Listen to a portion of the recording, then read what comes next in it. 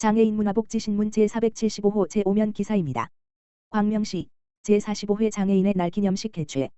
광명시 시장 박승원은 15일 광명극장에서 광명시 장애인단체연합회 회장 최강식, 주관으로 장애인 가족, 장애인단체와 기관 관계자 등 400여 명이 참석한 가운데 제45회 장애인의 날 기념식을 개최했다.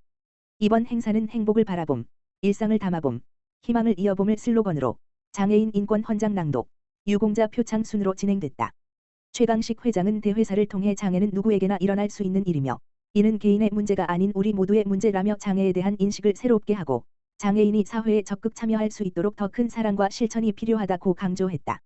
박승원 광명시장은 광명시는 장애인의 삶의 질과 권익을 증진하기 위해 노력하고 있다며 장애인과 비장애인 사이에 보이지 않는 벽을 허물고 차별 없는 공동체 실현을 위해 장애인의 사회 참여와 권리 보호에 더욱 힘쓰겠다고 밝혔다. 구리시 2025년 장애인복지기금 공모사업 선정. 구리시 시장 백경현은 장애인복지 증진과 장애인식 개선을 위해 2025년 구리시 장애인복지기금 공모사업을 추진, 총 2천만 원의 기금을 지원한다고 밝혔다. 시는 지난 3월 19일부터 4월 2일까지 공모 기간 중 접수된 사업을 대상으로 사업의 독창성, 적정성, 효과성 등을 기준으로 심사하고 구리시 장애인복지기금 선정운용심의위원회의 심의를 거쳐 10개 단체의 10개 사업을 최종 선정했다. 이번 공모사업에는 장애인 인식 개선 프로그램, 장애인 마음치유 노래교실 발달, 장애인 부모 힐링 프로그램 등 다양한 사업이 포함되었으며 장애인의 자립을 돕는 사회참여형 프로그램과 함께 장애인 보호자와 가족의 스트레스를 완화하고 돌봄 부담을 덜 수 있는 실질적 지원 사업들이 선정되어 그 의미가 크다. 백경현 구리시장은 2025년 구리시 장애인복지기금 공모사업을 통해 구리시의 장애인복지가 한 단계 도약할 수 있도록 다양한 사업을 지속 발굴하고 적극 지원하겠다라며 앞으로도 장애인과 그 가족 모두가 행복한 도시를 만들기 위해 최선을 다하겠다라고 밝혔다. 광명시 사회복지 업무 담당자 역량 강화 교육 실시. 광명시 시장 박승원은 지난 11일 인생플러스 센터에서 동사회복지 업무 담당자 역량 강화 교육을 진행했다. 이번 교육은 동행정복지센터에서 복지 민원을 담당하는 사회복지 공무원의 기초생활보장 업무 이해도와 전문성을 높여 신속하고 정확한 복지 서비스 제공을 돕기 위해 마련했다. 특히 2025년 개정되는 기초생활보장제도를 중심으로 의료급여, 자활사업, 지역사회 서비스 투자사업 등 실무 중심의 교육이 이루어졌다. 초기 상담 요령과 협조 사항 등 현장 대응 역량을 높이는 내용도 함께 다뤘다. 이와 함께 복지급여 부정수급을 예방하고 급여를 적절하게 관리하기 위한 실무 교육도 병행해 담당자의 업무 역량 강화를 도왔다. 이동열 장애인복지과장은 복지 수요가 늘어나는 상황에서 동사회복지 담당자의 역할은 더욱 중요해지고 있다며 현장에서 능동적으로 대응하며 어려움을 겪는 시민에게 더 세심한 복지 서비스를 제공할 수 있도록 적극 지원하겠다고 말했다. 구리시 복지 사각지대 해소를 위한 위기가구 대상 상세주소 직권 부여 실시. 구리시 시장 백경현은 3월부터 9월까지 복지 사각지대 해소를 위해 단독주택, 다가구주택 등 상세주소가 없는 주택을 대상으로 상세주소 직권 부여를 실시한다. 상세주소란 도로명 주소 건물번호 뒤에 동층 호수를 포함하는 주소 정보로 이번 직권 부여는 상세주소가 불명확해 각종 복지 지원, 생활편의 서비스 등을 이용하지 못하는 위기가구를 보호하기 위해 마련됐다. 시에 따르면 우선 위기가구 대상을 중심으로 현장 조사원들이 각 가구를 방문해 출입구 위치, 호수 등 정보를 확인할 예정이며 원활한 조사를 위해 소유자, 임차인 등에게 출입 협조를 요청한다는 계획이다.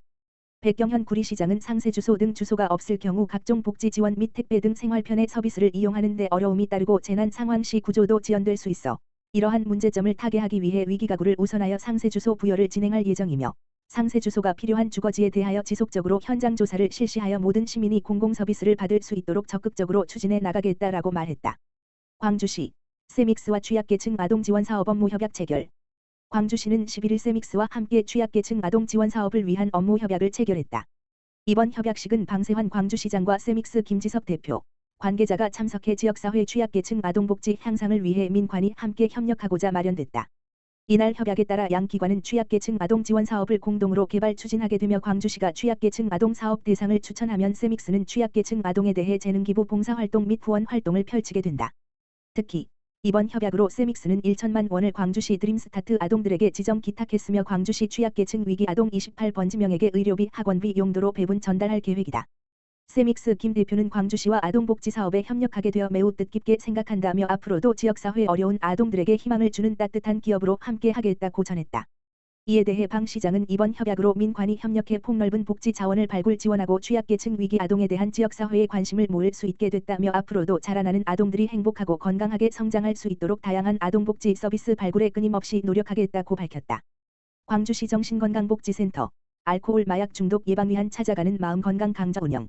광주시 정신건강복지센터는 지난 9일 알코올 및 마약 중독에 대한 올바른 이해와 예방을 돕기 위해 찾아가는 마음건강 강좌를 운영했다. 이번 강좌는 최근 사회적으로 이슈가 되는 알코올 및 마약 중독 문제에 대한 경각심을 높이고 시민들이 그 위험성과 예방 방법을 보다 쉽게 이해할 수 있도록 마련됐다. 교육은 광주 시민을 대상으로 진행됐으며 알코올 및 마약 중독의 개념과 이해 중독의 뇌에 미치는 영향 예방 전략 등의 내용이 포함됐다.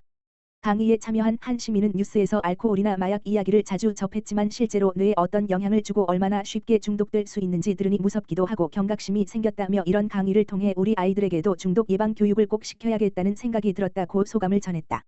이에 대해 광주시 정신건강복지센터 관계자는 이번 강좌를 통해 시민들이 중독에 대해 정확히 이해하고 예방하는 데 도움이 되기를 바란다며 앞으로도 시민들의 정신건강 증진과 정신질환 예방을 위한 다양한 주제로 찾아가는 마음건강 강좌를 지속 운영할 계획이라고 밝혔다.